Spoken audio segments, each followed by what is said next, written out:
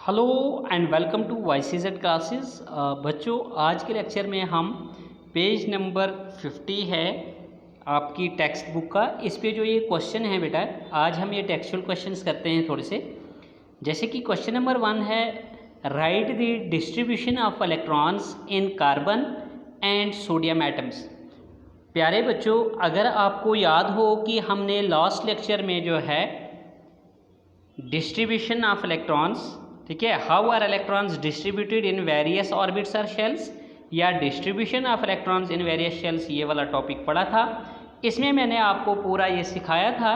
First 18 elements का हमने यहाँ पे आपको दिखाया था कि पहले जो 18 एलिमेंट्स हैं, उन पहले 18 एलिमेंट्स में जो शेल्स आते हैं, ठीक है, जितने जितने शेल्स आते हैं उनमें as per their atomic number, तो उनमें हमने इलेक्ट्रॉन्स की फिलिंग वहाँ पे दिखाई थी।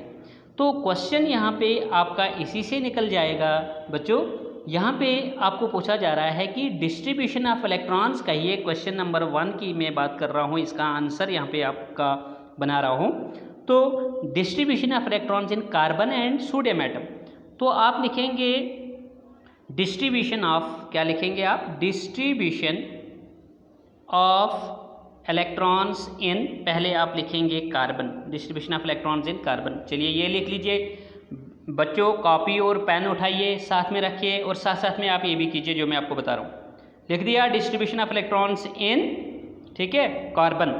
तो अब इसके नीचे आपने कार्बन का जो है यहाँ से जो रिप्रेजेंटेशन ढूंढो, जरा यहाँ से बुक सामने रखो आप, और यहाँ पे भी देखो आप, जो देखो ये हाइड्रोजन हो गया, ये हीलियम हो गया, लिथियम, बेरिलियम, बोरान, कार्बन ये आ गया। इस कार्बन का पूछा जा रहा है क्वेश्चन नंबर 1 में आपको कि बताइए, डिस्ट्रीब्यूट कीजिए इलेक्ट्रॉन्स कार्बन, और फिर सोडियम में भी पूछा गया, लेकिन पहले हम कार्बन में करेंगे। तो हम लिखेंगे यहाँ पे बेटा, इस कार्बन में पहले आपको मालूम होना चाहिए कि कार्बन का जो एटॉमिक नंबर है, ये इन्फॉर्मेशन आपको मालूम होनी चाहिए। Z से हम एटॉमिक नंबर लिखते हैं, Z = 6। और फिर आपको यहाँ पे शेल वाइज इलेक्ट्रॉन्स डिस्ट्रीब्यूट करने अब आने चाहिए। जैसे मैंने पिछले लेक्चर में सिखाया कि इस 6 एटॉमिक नंबर ऑफ कार्बन में K शेल सबसे पहले होता है न्यूक्लियस के क्लोज, और उसमें मैक्सिमम इलेक्ट्रॉन होल्डिंग कैपेसिटी मैंने आपको बोर्स फार्मूला बताया कि उसमें हम 2n² करके निकाल सकते हैं बेटा। तो K शेल में आपको मालूम होना चाहिए कि 2 इलेक्ट्रॉन्स लेने की टेंडेंसी होती है, होल्ड करने की टेंडेंसी 2 इलेक्ट्रॉन की होती है K शेल में। उसके बाद नेक्स्ट शेल आता है L शेल, उसमें 8 इलेक्ट्रॉन की होती है, लेकिन हमारे कार्बन में यहाँ पे 6 इलेक्ट्रॉन्स थे, 6 में से 2 हमने K शेल को दे दिए, उसके बाद 4 इलेक्ट्रॉन बच गए, वो हमने L शेल को दे दिए।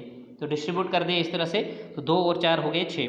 अब हमने क्या करना है, यहाँ पे इसका शेल बनाना है, और इन इलेक्ट्रॉन्स को K और L में यहाँ पे रिप्रेजेंट करना है। यही यहाँ पे क्वेश्चन में पूछा जा रहा है, डिस्ट्रीब्यूट करना है। तो हम यहाँ पे बेटा, हमें यहाँ से K और L शेल से, जब मैंने आपको ऐसे बताया कार्बन का एटॉमिक नंबर 6 के K शेल में 2 इलेक्ट्रॉन और L शेल में 4 इलेक्ट्रॉन रहेंगे, यहीं से आपको पता चला कि कार्बन एटॉमिक नंबर 6 में कितने शेल्स आ रहे हैं प्यारे बच्चों, 2 शेल्स आ रहे हैं, एक K और एक L। तो आप शेल को पता है कि वो स्फेरिकल होता है। हम इस तरह से, जैसे यहाँ पे हमने कॉन्सेप्ट दिया है आपको, तो आप फटाफट से यहाँ बताओगे कि सर एक शेल ये लेना पड़ेगा, एक और शेल लेना पड़ेगा, 2 शेल्स टोटल लेने पड़ेंगे। ये यहाँ पे न्यूक्लियस हो गया बीच में, सेंटर में, ठीक है। अब पहला वाला शेल तो अंदर है, उसमें कितने इलेक्ट्रॉन है, वो हमारा K शेल है, उसका नाम K है। उसमें कितने इलेक्ट्रॉन हमने रखने हैं बच्चों, 2 इलेक्ट्रॉन रखने हैं। तो मान लीजिए मैंने 2 इलेक्ट्रॉन यहाँ रख दिए। अब जो वैलेंस बाहर वाला आउटर मोस्ट शेल है, इसका सेकंड शेल, उसमें L शेल, उसमें कितने इलेक्ट्रॉन रखने हैं आपने, अभी मैंने बताया था L शेल में आपने रखने हैं बच्चों 4 इलेक्ट्रॉन। तो 4 इलेक्ट्रॉन यहाँ भी भर दीजिए। देखिए यहाँ पे 1, ठीक है, और यहाँ पे आप यहाँ पे 1, यहाँ पे ये 2, ये आपने 3, और ये आपने 4 इलेक्ट्रॉन्स यहाँ पे दिखा दी। जो मैंने आपको जो चीज़ यहाँ पे दी हुई है ना बच्चों, तो वही चीज़ मैंने आपको यहाँ पे भी समझा दी, ठीक है।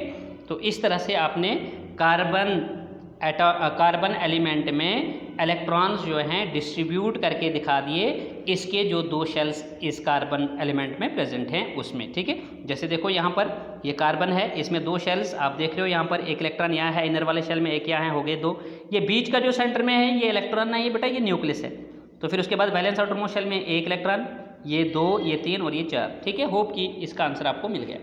तो ये आपने बनाना है, जैसे आपने लिखा ना distribution of electrons in carbon is, तो नीचे आपने ये सिंबल बनाना है, ये 2 शेल्स बनाने हैं और उसमें इलेक्ट्रॉन्स दिखाने तो हो गया। इसी तरह से लिखोगे और distribution of electrons in sodium atom. तो सोडियम एटम में डिस्ट्रीब्यूशन ऑफ इलेक्ट्रॉन, देखो यहाँ पे आप ढूंढो सोडियम। चलो सोडियम को हम ढूंढ लेंगे, लेकिन पहले हम सोडियम का एटॉमिक नंबर देखेंगे कितना होता है। तो बच्चों सोडियम का एटॉमिक नंबर, वीडियो को पॉज करो, अपने आप से पूछो, बताया मैंने आपको। Sodium Z atomic number denote करता है, तो Z इज इक्वल टू 11 होता है। अब एटॉमिक नंबर का मतलब होता है किसी एलिमेंट का प्रोटॉन नंबर, तो इसमें प्रोटॉन्स अगर 11 हैं तो इलेक्ट्रॉन भी 11 ही होते हैं क्योंकि एटम ओवरऑल न्यूट्रल होता है। तो आप बताओगे कि K शेल पहले आएगा, उसमें 2 इलेक्ट्रॉन रखेंगे क्योंकि उसमें इलेक्ट्रॉन होल्ड कैपेसिटी 2 है। उसके बाद L शेल है, हम उसमें 8 रख सकते हैं, उसमें 8 इलेक्ट्रॉन होल्डिंग कैपेसिटी होती है। 2 और 8 10, अभी 1 इलेक्ट्रॉन बच गया। अभी हमें एक नया शेल में वो डालना पड़ेगा जो कि आउटरमोस्ट शेल है, और जो कि थर्ड शेल यहाँ पर है वो है M शेल, उसमें हम 1 इलेक्ट्रॉन रखेंगे। 2 और 8 10 और 1 11 हो गया, इस तरह से पूरा एटॉमिक नंबर। अब बेटा देखो यहाँ पर वैलेंस शेल में आपको कितने हैं, यहाँ पर टोटल शेल्स कितने दिखाने पड़ेंगे हमको, 3 व K शेल, L शेल और M शेल दिखाने, 3 शेल्स दिखाने हैं सोडियम एटम के लिए। और K में रखने हैं 2 इलेक्ट्रॉन, L शेल में दिखाने हैं सेकंड शेल में 8 इलेक्ट्रॉन, और valence outermost third shell में दिखाना है 1 इलेक्ट्रॉन। ओके, अब आइए, अब आप लिखोगे पहला शेल सोडियम के लिए बता रहा हूँ बच्चों, दूसरा शेल और तीसरा शेल। सोडियम में 3 शेल्स हैं, तो यहाँ बीच में क्या हो गया, न्यूक्लियस। ठीक है, अब पहले वाले K शेल में कितने इलेक्ट्रॉन, 2, चलो रख दो, ये 2 इलेक्ट्रॉन। सेकंड शेल का नाम L शेल है, उसमें कितने इलेक्ट्रॉन हैं, 8, 1 2 3 4 5 6 7 और 8। क्लियर है। उसके बाद है third shell, outermost shell M shell. बेटा इसमें कितने इलेक्ट्रॉन हैं, यहाँ पे हमारा 1 इलेक्ट्रॉन है, तो कहीं पे भी यहाँ 1 इलेक्ट्रॉन को आप दिखा दो। तो 2 और 8 10 और 1 11। ठीक है, ये मैंने आपको मोटा मोटा यहाँ पे बड़ा बड़ा दिखा दिया। तो देखो यहाँ पे आपका डायग्राम थोड़ा छोटा है बेटा, जूम करके अगर आप देख सकते हो तो यहाँ से आप देख सकते हो, यहाँ से ढूंढो आप कि सोडियम कहाँ है, तो सोडियम मिल जाएगा आपको इस जगह पे। ठीक है, ये सोडियम है बेटा यहाँ पे। तो यहाँ पे भी आप देख सकते हो, देखो एक छोटा सा सर्कल है यहाँ पे, फिर उसके बाहर है एक और, फिर उसके बाहर एक और, यानी टोटल जो है ये यहाँ पे शेल्स ऑर्बिट कितने, 3 हैं। तो पहले में 2, दूसरे में 8 और तीसरे में आउटर मोस्ट वाले में 1 इलेक्ट्रॉन। तो होप कि पहला क्वेश्चन हमारा यहाँ पे बेटा इस तरह से मुकम्मल हो गया। ठीक है, इसका आंसर कंप्लीट हो गया। अब क्वेश्चन नंबर 2 है। क्वेश्चन नंबर 2 पूछ रहा है if K and L shells of an atom are full. अब हमें नहीं पता कि वो किस एलिमेंट का एटम है, कह रहा है कि उसके लिए K शेल और L शेल जो है वो फुल है, मतलब जितनी K शेल और L शेल में इलेक्ट्रॉन्स अकोमोडेशन की पावर होती है वो उसमें इलेक्ट्रॉन्स डाले हुए हैं। तो then what would be the total number of electrons in the atom. तो बोलो ऐसे एटम में टोटल नंबर ऑफ इलेक्ट्रॉन्स कितने होंगे। और चलो इसने पूछा नहीं है तो मैं आपको बताता हूँ कि उस एलिमेंट का नाम भी हम बोल सकते हैं फिर टोटल नंबर ऑफ इलेक्ट्रॉन्स करके। तो देखो क्वेश्चन नंबर 2 का आंसर है कि K शेल अगर फुल है तो आपको पहले मालूम होना चाहिए कि K शेल में कितने इलेक्ट्रॉन्स टोटल लगते हैं बेटा। 2n² बोलेगा आपको फार्मूला, 2n² फार्मूले में K शेल के लिए, for K shell n is equal to 1। तो K शेल के लिए आपको कितना पता चलेगा कि टोटल इलेक्ट्रॉन्स कितने हैं, 2 × 1 का स्क्वायर, 1 का स्क्वायर आएगा 1 ही, 1 × 1 करके 1 आएगा ना, 1 मल्टीप्लाई बाई 1 स्क्वायर मतलब 2 बार ज़रब करोगे 1 को, तो उस 1 को फिर 2 से मल्टीप्लाई करोगे तो 2 आंसर आएगा, यानी 2 इलेक्ट्रॉन्स। K शेल में मैक्सिमम कितने इलेक्ट्रॉन्स रखते हैं, 2। चलिए ये भी फुल है तो हमने 2 इलेक्ट्रॉन्स रख दिए। उसके बाद L शेल, L शेल के लिए आपका n का वैल्यू कितना हो जाता है बेटा, जैसे बोर्स मॉडल था ना आपका, यहाँ न्यूक्लियस, उसके बाद एक शेल, फिर दूसरा, फिर तीसरा है, तो यहीं K L M वगैरह, या फिर उनको हम 1 2 3 करके बोलते हैं। मैंने बताया था K के लिए 1 याद रखना है, L के लिए 2 याद रखना है, M के लिए 3 याद रखना है, एंड सो ऑन। तो K के लिए अगर 1 था वैल्यू n का, तो L के लिए n का वैल्यू 2 है, तो आप लिखोगे 2n² में। अब L शेल के लिए 2 × 2 का स्क्वायर, L शेल के लिए बेटा, ठीक है। तो 2 का स्क्वायर जब करोगे, 2 को 2 बार ज़रब करोगे तो 4 आ जाएगा, 4 को 2 के साथ ज़रब करोगे तो 8 आ जाएगा। तो हम L शेल में कितने रखेंगे, फुल जब L शेल होगा तब उसमें कितने इलेक्ट्रॉन होंगे, 8। तो चलिए यही पूछा जा रहा था यहाँ पर कि if K and L shells of an atom are full, तो किसी एटम के K और L शेल अगर फुल हैं तो बताओ what would be the total number of electrons in the atom. तो टोटल नंबर ऑफ इलेक्ट्रॉन्स कितने होंगे, तो भाई K शेल के 2 इलेक्ट्रॉन जमा हो गए 8, L शेल के 8 इलेक्ट्रॉन, तो टोटल हो गए 2 और 8 10। इसका मतलब बताओ, अब आप बताओगे answer, hence total number of electrons when K and L shells of an atom are full is 10 electrons होंगे यहाँ पे। And the name of that atom, मैं नाम भी यहाँ पे आपको बताऊंगा, and the name of that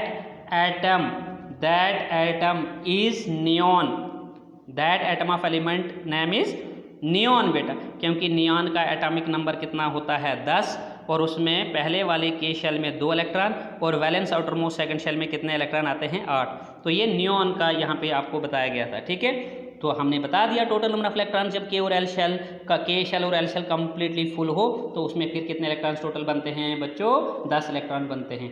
तो प्यारे बच्चों आज हमने ये टेक्सुअल क्वेश्चन जो हैं ये 2 किए हैं आज के लेक्चर में। तो आज के लेक्चर में बस हम इतना ही करेंगे। अब आप कहेंगे कि सर आपका लेक्चर जो है थोड़ा लेट हो आया, तो इसमें कुछ हमें प्रॉब्लम चल रही थी बेटा। जैसे कि मैं आपको बता रहा था कि मेरी जो मतलब तबीयत थी वो ठीक नहीं थी, मेरी सेहत ठीक नहीं थी, तो इसलिए जो है मैं थोड़ा सा माफ़ी चाहूँगा। मेरे लेक्चर्स जो है आपको कंटिन्यू नहीं मिल पाए कुछ दिन के लिए, जैसे कि ईद भी थी बीच में। ठीक है, तो उसके बाद थोड़ा सा कुछ दिन तो वहाँ पे बीत गए और कुछ दिन जो है मैं जो है खुद से भी ठीक नहीं था। तो अब मैं थोड़ा सा ठीक हो गया हूँ, तो मैंने लेक्चर्स देने आपको वापस शुरू कर दिए। तो आज के लेक्चर में इतना ही। Good bye, take care, stay fit and stay safe.